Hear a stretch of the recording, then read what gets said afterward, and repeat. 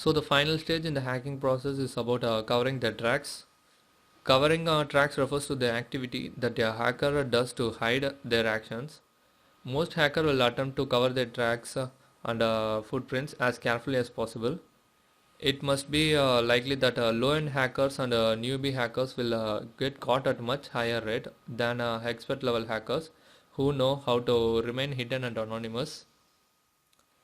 The main reason for covering the track is for removing evidence of hacking or to avoid legal actions.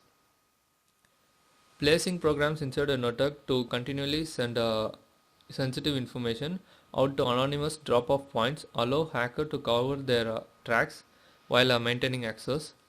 A hacker can able to cover his information by altering log files, tunneling, and steganography.